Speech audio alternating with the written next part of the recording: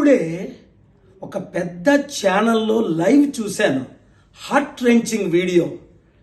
Telugu Desam party తునిలో ఒక నేత క్లియర్గా ఒక రిపోర్టర్ ఆయన ఫోటో తీయడం, వీడియో రుజువులతో ఒక 13 సంవత్సరాల చిన్న బాలికను హాస్టల్లో నుంచి తీసుకెళ్ళి తోటలోకి వాడు చేసిన దౌర్జన్యం చూస్తే వాడిని అక్కడికక్కడే ఎన్కౌంటర్ చేసి పడేయాలి. అడ్డగా దొరికాడు, రెడ్ హ్యాండెడ్గా దొరికాడు. ఏం చేస్తున్నావు అనిత? నువ్వు హోమ్ మినిస్టర్ అయి ఏం చేస్తున్నారా నువ్వు? పవన్ కళ్యాణ్ డిప్యూటీ సీఎం అయి 30,000 బాలికలు పోయారు అని వాగిన పిచ్చి కుక్కలాగా నువ్వు, నీ గవర్నమెంట్లో ఏమవుతుంది? చంద్రబాబు నాయుడు నీకు బుద్ధి లేదా? 45 సంవత్సరాలు నాయకుడిని పెద్ద పుట్టికలు పెడతా, సిగ్గులేని గాడిదిల్లారా. చిన్న పిల్లలని కూడా చూడకుండా అడవిలో తీసుకెళ్లి దళితుల మీద మీరు మానభంగాలు చేస్తుంటే మేము చూసి ఊరుకోవాలా? నేను గ్రీన్ సిగ్నల్ ఇచ్చానా? నరికి పడేస్తారు ఒక్కొక్కడు. నువ్వు వద్దు, కుర్రాలు ఓపిక పట్టండి. 24 గంటల్లో వాడి మీద కేసు వేయకపోతే నేనేస్తా.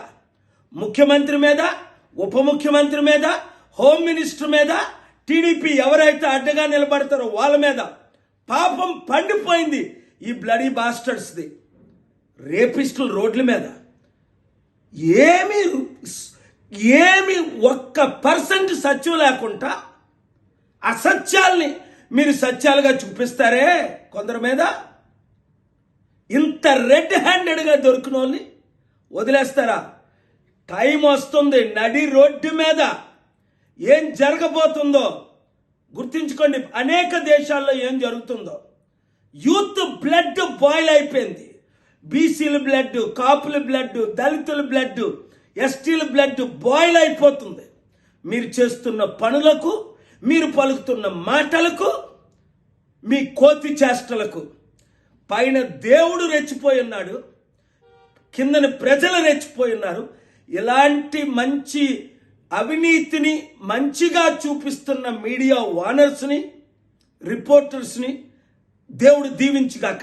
ఈ వీడియో ముఖ్యమంత్రి, ఉప ముఖ్యమంత్రి, హోమ్ మినిస్టర్కి చేరినంత వరకు మీడియా రిపోర్ట్ చేయండి. 24 గంటల్లో నేను బయలుదేరుతున్నాను హైదరాబాద్ నుంచి. ఇది కానీ ఎఫ్ఐఆర్ అవ్వకపోతే. అదరగొట్టే కారం రంగు రుచి ఆచి కారం పొడి.